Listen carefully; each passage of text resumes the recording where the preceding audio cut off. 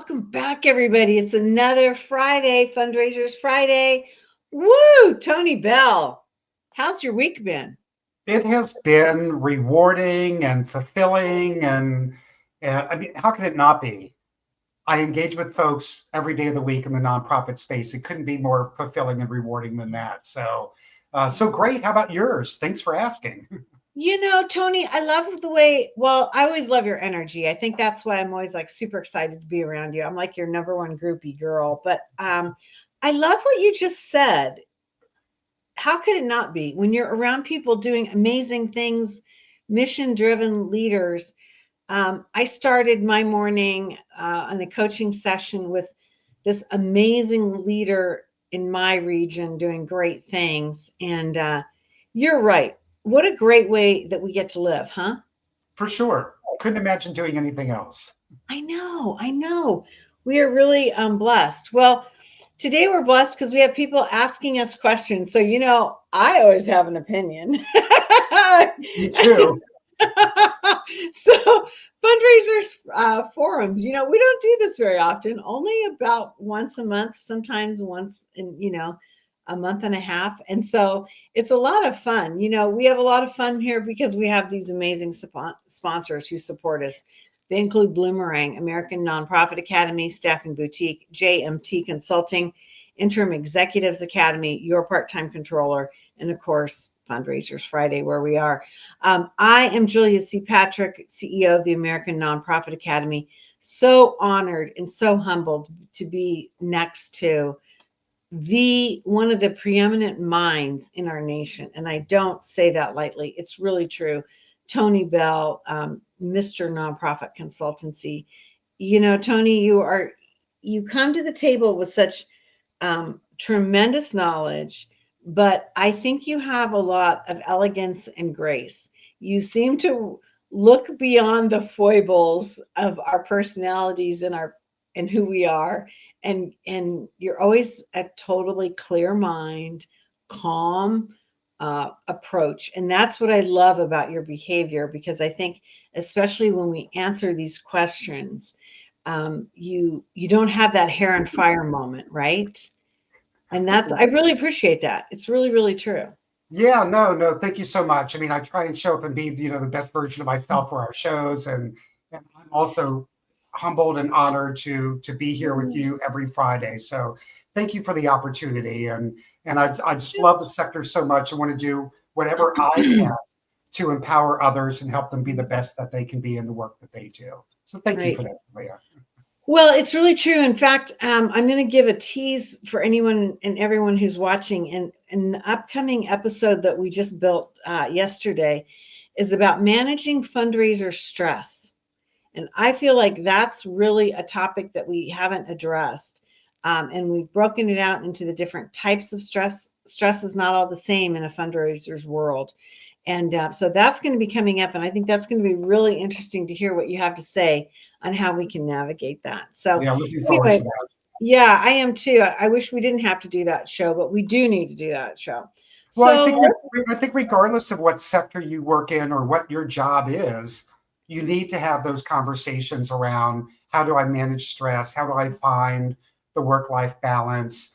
yeah, How do I show up the way I need to at work and at home and to the people that I love and care about? So it's a conversation that I think just happens across sectors. yeah. And it's important. It's really important to be talking about this and addressing it. Well, let's get on to our first question because Yeah. it's kind of an interesting idea. And I can't wait to hear what you say. The question is, should development report their activity or their goals to the entire organization? Programming, the receptionist, security, whatever the heck?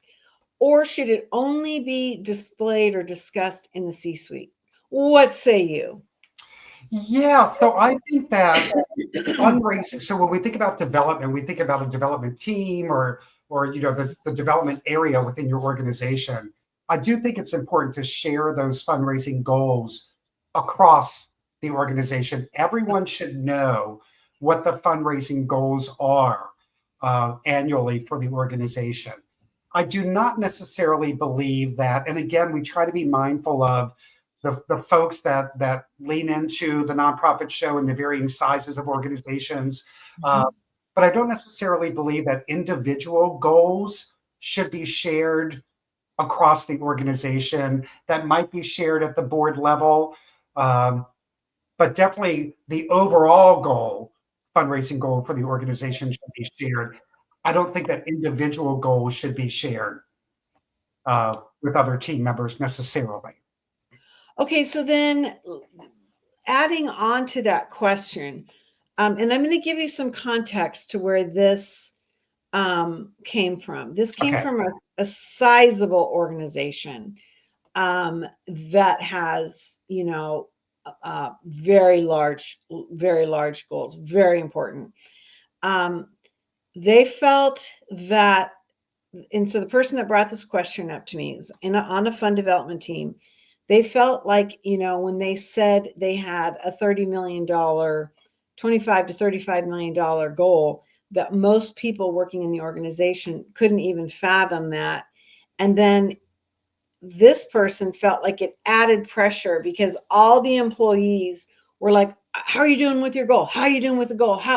And it was really an interesting thing. And so I got to thinking, well, should that be like everybody knows, okay, we're 20%, towards achieving our goal, or we're not where we need to be. I mean, how does that ecosystem play into the group dynamic of the organization so that everybody's supporting you, but on the other hand, we're not creating fear? I mean, that's a magical place to be. I don't know where you fall in that line. Yeah, no, that and as you were sharing that, that was the first thing that kind of came to mind was how does this impact others if in Yeah. fact you are below the goal, Yeah. and how others within an organization then start to kind of feel the stress. Am I going to have a job if they don't reach goal? Or are we going to have to cut back on programs if they don't reach goal? Yeah. How is this going to impact the clients that I serve? So you're right. It can create a lot of stress. So I think that communication, the way in which you're communicating goals, the way you're communicating your progress to goal, is really important. So, be intentional around your wording, have empathy and think about the impact of the folks that are receiving the information. Um, Again, we talked about it's not easy work, and there's all these No. dynamics involved. Again, not necessarily dynamics that don't exist in other places, but we need to, always remember that, people first, and how is the way in which we are communicating positively or negatively impacting those around us, and providing that space where folks can feel comfortable. Right. If I'm not in development, but I'm worried that development might be below goal, I Yeah. need someone to make me feel okay about that. So creating this space in your organization where folks feel comfortable in raising the question, if we don't make goal, how is that going to impact the work that I do? So that then I can give that team member the assurance that it's not going to impact them at all. Or maybe, again, we need to be transparent. We need to treat people with dignity and respect. Maybe I will end up having to say, well, if we don't reach goal, then that means that maybe we will have to look at reducing some of our programming by 10 or 15%. Yeah. So I just really believe in transparency and honesty and truth as Okay. much as possible. I appreciate you saying that because I'm going to just call it out. I don't think this is happening. Mm. I think this is like happening at the last moment, right before the year or the budget year ends, and then the bad news gets delivered, and then there's nothing anyone can do about it, right? Well, Versus, one of my favorite movies is Kung Fu Panda. yeah, And in Kung Fu Panda, there is this scene where, the lead character is like, oh my gosh, I have bad news. And the other character receiving it says, there's no such thing as bad news or good news. There's just news. So we determine whether or not the news is bad or good. I'm just delivering news. Uh, So I don't know if that's a great example, but you know, that I really agree. resonated with me when the character comes running up and saying, "Oh no, I have bad news! I have bad news!" And the response Mhm. was, "There's no such thing as bad news. There's no Right. such thing as good news. There's just news." Yeah.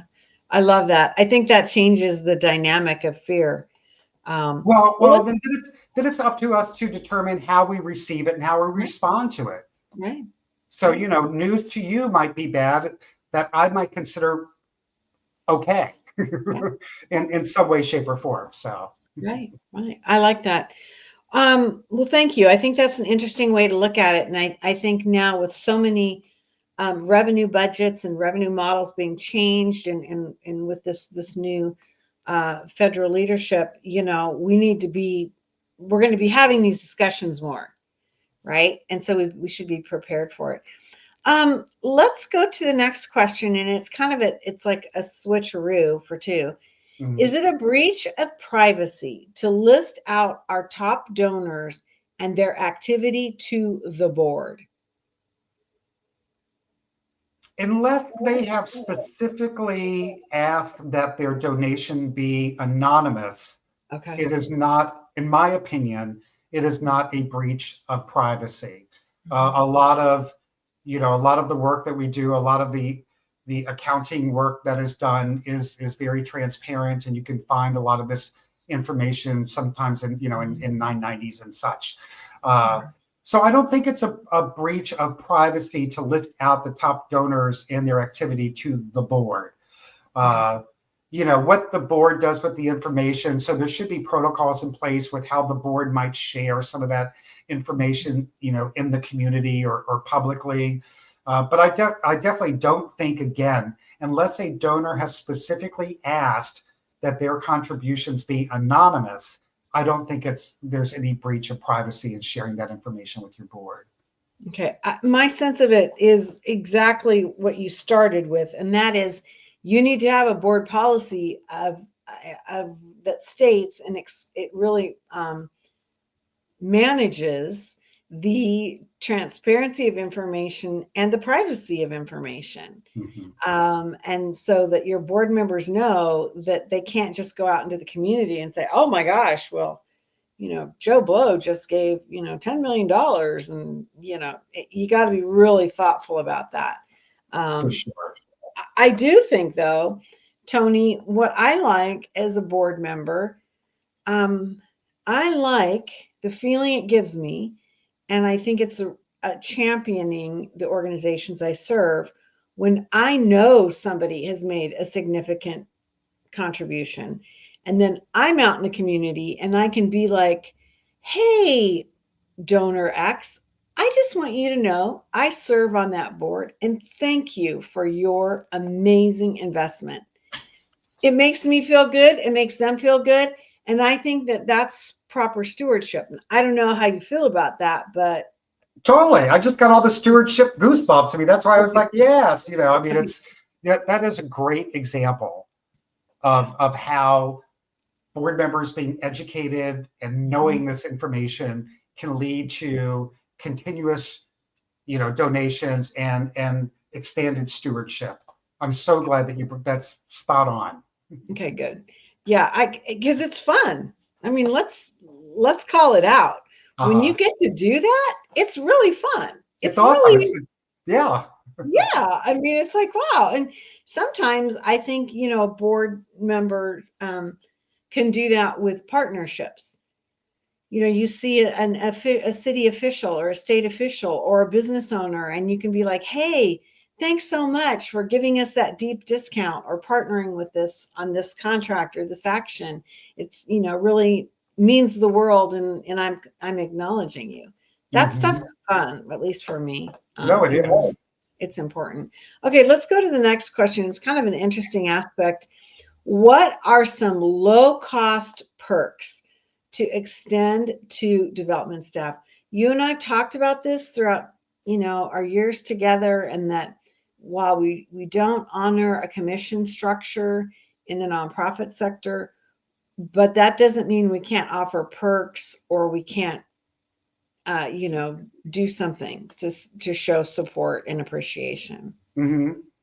No, for sure. And we have talked about this a lot. And I think what I often say, and I'll say it again, is, when you think about offering perks to development staff or development team members, think about what's meaningful to them and have the conversation with them about what's meaningful, as opposed to making the assumption that bagels on Friday is what is going to motivate your team member, Yeah. or whatever that. I mean, I used to have to say, it could have been donuts on Tuesday or whatever, but That would um, motivate me. so I'm all in for the eclairs. I'll just let you know. So, uh, but making sure that whatever you're doing really does meet kind of I was going to say the need. I don't know if that's the right word. The expectation. I don't know if that's the right word.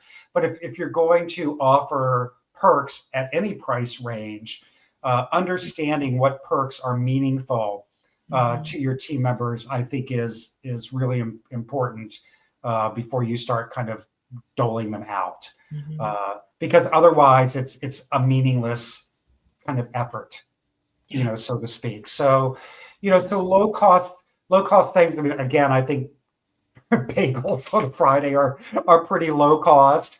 Mhm. Um, I would also say take a look at some of your current supporters of the Yeah. organization. See if Yeah. any of them are retail establishments. Are they restaurants? Yeah. Can you offer, will that partner provide you with gift Gift certificates to cards. give to your staff so they Mhm. can go out to dinner with their families, or by themselves if they don't want anybody around? Um, so think about those folks. Think about your board members that might own businesses that could, do you have a board member that owns a bunch of car washes? Mhm. Can you give your team members a free monthly car wash? So, Mhm. Yeah. um, I so love think that. about the relationships that you have and how they may have services that can be offered to your team members that will add value to them, and and lift them up. But make sure first and foremost that you understand what types of activities or initiatives are going to be meaningful Yeah. to your team members before you put forth the effort to create something or start delivering on something that you're not sure is going to be valuable. Right. You said something really interesting, and you've said it before in different ways, and that is, the value of time. And maybe it's, one day a week you can start late or work from home or add days to your vacation or whatever. I mean, there's that component. While it does have a cost factor, in some ways it's kind of easy to do, right? Mhm, mhm. Easy It, to it is it is facilitate. easy to do, and I know I found, for folks that have watched or listened to some of our shows, I know I often sound redundant around Mhm. some of these topics, but the other thing I would say is, again, just making sure that whatever you're going to put in place is something that you can do that can be done equitably across Yes. your entire team, and that everyone has an opportunity to engage in it. Yeah, I like that. And you're right, because different stages of life and what means, what has value to one person, and at different times Sure. where you are, yeah, I think that's good. I think that's good advice. And I'm glad that people are talking about this. Let's go on to the next question. And it's really an interesting thing because I feel like this is driven by technology. Which is more important, the annual report or monthly newsletters? Hmm. Hmm. Yeah. So this one, Julia, sometimes I don't know. Sometimes I question the value of monthly newsletters, only Mhm. because uh, only because I think that they they become a little stale. At least the word newsletter to me somehow seems um, a little overused, and I don't need Okay. to open it up because I kind of it's just so I tend to prefer, and then I'll answer the question. But as opposed to a newsletter, uh, I tend to prefer something that seems a little more kind of hot topic. and Mm-hmm. it's something that is almost done more as a news release Mm-hmm. to Yeah. donors and supporters than a newsletter. Now, that doesn't mean that it still can't happen monthly or bi-monthly or Mm-hmm. quarterly, um, but it so that it has a feel that it's a little more organic. Okay. That it's again, it's not something that's going to come out on the 1st, the 15th, or the 30th Right. uh, of every month. So I like things that kind of surprise me when they pop in the inbox. It's kind of like Mm-hmm. newsflash. This is what we're doing. Like we Right. we really have something important to share, as Right. opposed to it being this thing we do every month. Right. Um, with I think an annual report is very important. So Okay. if I had to choose between the two, I would choose the annual report. Wow. And the reason I would do that is because I'm going to make an assumption that you have other touch points and stewardship points in place for your donors, your volunteers, your investors. Okay. That you have other things happening above and beyond the monthly newsletter to keep Mm-hmm. those folks kind of engaged, and just being more intentional about the connection, Mm-hmm. with them one on one. Um, Mm-hmm. so I really love the idea of an annual report. I've worked with organizations before on creating their annual report, so that it really tells a story, so that the annual report is really a beautiful marketing piece as well. So Right. it's this great combination of style and substance. It has all Right. the data, all the financials, all of that stuff that the analytical donor and volunteer are going to want to see. But then Mm-hmm. it includes all the stories about the folks that have been helped and the mission moments, also in that annual report. So, again, to answer the question, if I had to choose between the two because of bandwidth or financials or whatever that is, I would definitely choose the annual report over the monthly newsletter. Wow. Okay. Not what I thought you would say, but I like where you're going with it. And I think the thing that like pushed my button was when you said brochure. If you're taking that monthly report or excuse me, that the annual report and really looking at the lifespan of it and saying, I need this to work for the next, 8 to 12 months. I think that's a much better way to go. And I think, Tony, working backwards, you can create that annual report, have some of those touch points, and then they get funneled into your monthly communication. Yeah, yeah, for Because you sure. I should mean, be repurposing everything, right? It's not a one and done. right. It's not a one and done. You're right. So that is the Mm, beauty of a monthly newsletter, is that when it mm. comes time for your annual report, you have already kind of documented the Yeah, progress of your organization month over month. So it's a lot easier to put that annual report together because you yeah, can pull, from the monthly newsletter to do that. yeah. You've got to be looking at these tools um, in a much deeper level. How does it look on social media? How does it look on our website? How does it look in email blasts? How does it look in print? How does it look in our funding opportunities, our board reports? I mean, because otherwise you're going to be just on this creation wheel and you're always trying to find something new. And um, that's not effective, right? Right, right. No, exactly. And your annual report, I always feel like if it is that great combination of style and substance, Mm-hmm. uh, it's a great donor cultivation tool. It's something you can use throughout the year, Yeah. the year after you've printed it, Yeah. as a great donor cultivation tool, more so than you can use those monthly newsletters. Okay. I like that. I think that's like a really smart. I'm thrilled that you came up with that and are giving us that approach. Really, really smart. Well, as always, Fundraisers Friday delivers. We've gotten great advice and had some really interesting conversations. If you have a question, stop us in the street, as we do, as happens. But you can also send out a question to us at info@americannonprofitacademy.com. Connect with us on our socials. We're both active. And you can kind of throw out some ideas or some issues, and you can do it anonymously. And then we'll navigate that through our conversations. And if we don't have an answer, we'll look it up. We'll figure it out. We'll reach out to the people that we work with and get some different perspectives. Tony, I know that I'm putting you on the spot, but you're going to be active in Planet Philanthropy in Florida coming up this summer.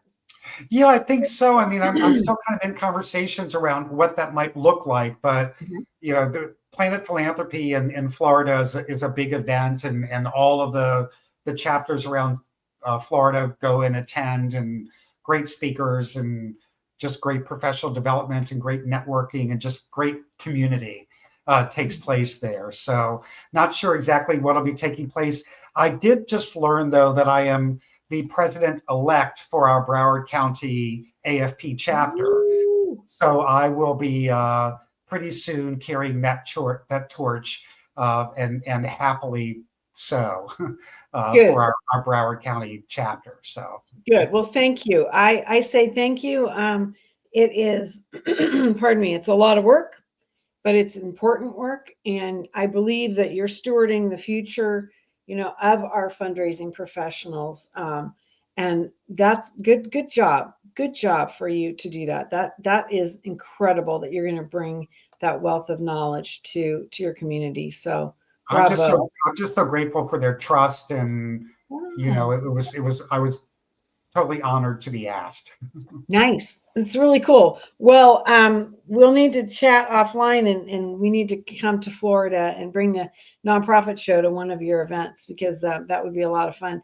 I'm going to be at the Innovate Conference the first week of May in Nashville with our friends at JMT Consulting. It is a fintech conference for nonprofits where the issues of finance and technology and management and leadership are explored and discussed. And so if you're going to be in Nashville, definitely make sure that you come up and introduce yourself. I'll be conducting a panel, and then I'll also be on a panel. So Nice. you can learn more about that. As always, we are so delighted that we get this opportunity to talk about all things fundraising on Friday. And we have that because we have these amazing sponsors, and they include Bloomerang, American Nonprofit Academy, Staffing Boutique, JMT Consulting, Interim Executives Academy, your part-time controller. These are the folks that are with us day in and day out. Tony, in the next couple weeks, we will hit our 1,300th episode. That's incredible to me. 1,000. Wow. Yeah, 1,300 episodes. We've had over 1,000 guests, and we're now in our 6th year of broadcasting. So these are the folks that have supported us in that mission. So anyway, pretty No, exciting. it's super. And I know, again, I know I've said this before, but I just really appreciate the sponsors for the nonprofit show, and their commitment to professional development, and wanting to support, this type of outreach to the sector. And the guests are always just super diverse, and the topics are very engaging, and timely. I think that's what's really important to Julia, what you've created, and just the topics are very timely, and stuff folks need to hear. Yeah. It's a crazy time, but I think we say that all the time. It was a crazy time during COVID. It was, there's a lot of things to think about in our sector, and we have to be flexible. We have to be flexible thinkers, and I think that that's what kind of goes on in our daily broadcasts. Well, my friend, I end this message to you, to myself, to my team here at American Nonprofit Academy. And the message is this: to stay well so you can do well.